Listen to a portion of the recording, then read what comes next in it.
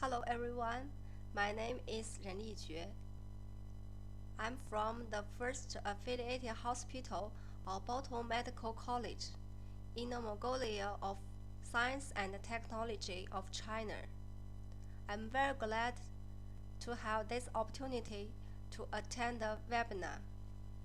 The topic of my presentation is a case report of rhabdomyolysis and osteofascial compartment syndrome in a patient with hypothyroidism and diabetes. I'd like to divide my presentation into three parts: background, case presentation, and conclusion. Background.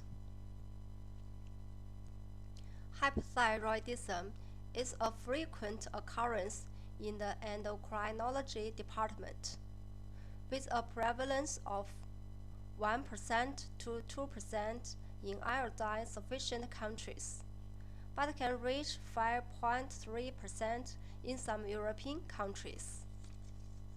The common clinical manifestations are systemic metabolic reduction syndromes, such as cold sensitivity, fatigue, memory loss, and edema.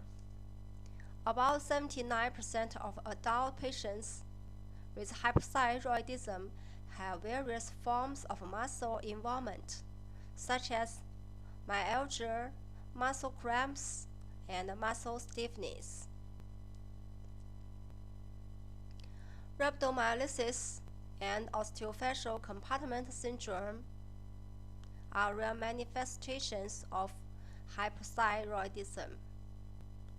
Rhabdomyolysis can cause acute kidney injury, electrolyte disturbance, metabolic acidosis, OCS in the presence of limb compression, leading to morbidity and even mortality. Hypothyroidism combined with the above complication is extremely dangerous and needs timely treatment. Then I will show you the diagnosis and treatment of a case of rhabdomyolysis, bilateral lower extremity osteofascial compartment syndrome, and peroneal nerve injury causing bilateral foot drop in a diabetes patient with hypothyroidism. This is a 66-year-old retired man, Han Chinese, who was referred to our endocrinology unit complaining of drowsiness, tiredness, facial swelling, and limb twitching for 2 months, and red and swollen lower limb skin for 3 days. History of present illness. About 2 months before, the patient started to feel sleepy and weak, with facial swelling and occasional limb convulsions. The patient complained of pain, redness, and swelling in the lower limbs for 3 days and gradually worsened symptoms, which severely affected his daily activities and sleep quality. The patient had no fever, palpitations, shortness of breath, chest pain, and any other symptoms. Past medical history. The patient had a history of type 2 diabetes. He had been injecting mixed recombinant insulin, 44 U per day for 5 years. His fasting blood glucose fluctuated around 9 millimole per liter. The patient reported no history of trauma, fever, excessive exercise, drinking alcohol and medication other than insulin in the past 6 months. The patient reported no family genetic history. Admission physical examination. Physical examination shows stable vitals with a heart rate of 72 beats per minute and blood pressure of 130 over 70 millimeter of mercury, but dry and pale skin and slow speech. The whole body was swollen, especially the lower limbs, and the anterior skin of the both legs were red and swollen. Local skin tension was high, and the tenderness was obvious.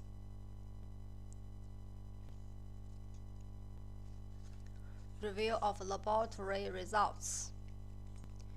We can see that key biochemical values were high, especially serum creatine kinase and myoglobin.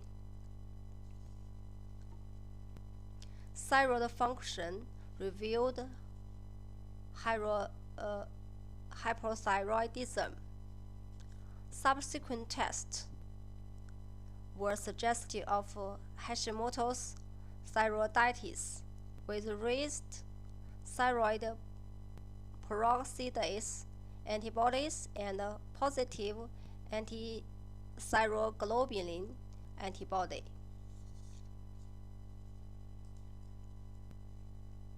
Blood glucose and HbA1c were high, white cell counts were slightly higher.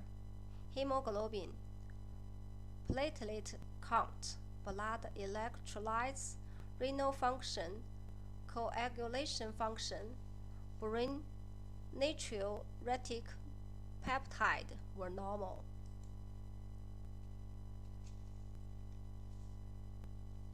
Auxiliary exam. From ultrasound of both lower extremity, we can see that swelling of the lower limbs caused by vascular occlusion and thrombosis were excluded. There were no erythrocytes on microscopic examination, although its urine was bloody in appearance. There was no ST segment change on ECG, and the chest radiograph, abdominal ultrasound were normal. So, the patient was diagnosed by rhabdomyolysis, hypothyroidism, Hashimoto's thyroiditis, type 2 diabetes. Considering rhabdomyolysis, fluid replacement, maintenance of water and electrolyte balance, diuresis, alkalized urine, penicillin insulin, thyroid hormone replacement, lexapro for pain relief were given immediately. Then, the lower extremity swelling continued to progress. With high tension and thin skin, tension blisters appeared on the right ankle on the second day, and muscle enzymes increased progressively. Urine was dark brown. Then, an orthopedics was consulted and suggested lower limb OCS. Surgery could not be considered due to the high risk of open decompression and complications such as poorly healing incision because of poor blood glucose control and hypothyroidism. So hemofiltration was started on the evening of the third day. The lower limb pain and redness gradually reduced, and the level of muscle enzymes gradually decreased.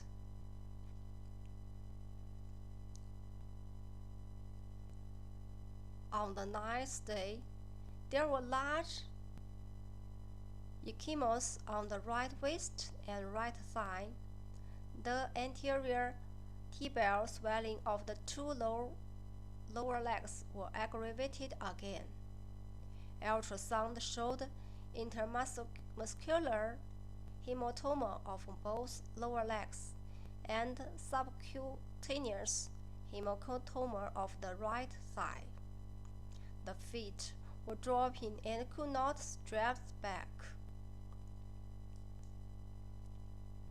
Considering the necrosis of the soft tissue of the anterior tibia, ceftriaxone was given for 8 days. Blood filtration, fluid replacement, gradually increasing the dose of thyroid hormone, insulin, infusion of albumin, and any other treatments were continued. Then the condition of the patient gradually stabilized. On the 16th day, hemofiltration was stopped. Other treatment was continued. The lower limbs were slightly red, but without pain and swelling. The foot drop did not recover.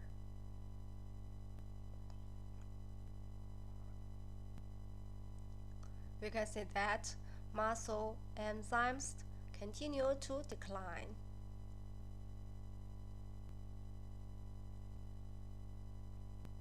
Fasting blood glucose fluctuated around 7 millimole per liter. Postprandial blood glucose fluctuated around 10 millimole per liter. FT3, FT4 gradually rose.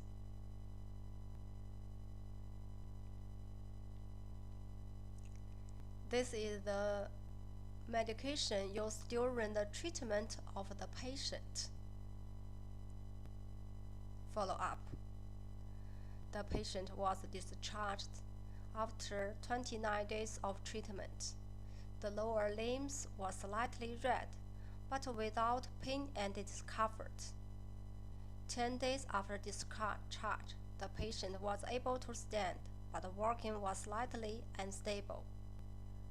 7 weeks after discharge, the patient's feet were still dropping. There was no redness or swelling in the lower limbs and occasional swelling of the ankles. The patient was undergo rehabilitation.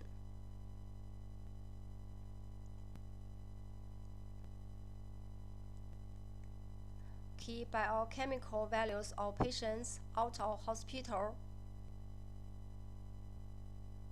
and thyroid function of patients out of hospital. CK and MB continued to decline, eventually normal. Thyroid function was normal. Last, we concluded that clinicians should be aware that hypothyroidism can cause rhabdomyolysis and can happen without predisposing factors. Therefore, it is important to check thyroid function in patients with RM. For patients with hypothyroidism combined with RM, early implementation of CRT can effectively prevent AKI and multiple organ dysfunction. In addition, patients with increased muscle pain, obvious limb swelling, and increased muscle enzymes needs to be screened for during treatment. This case reminds us of the importance of screening for hypothyroidism and strengthens the clinician's understanding of the disease. That's all. Thank you for the attention.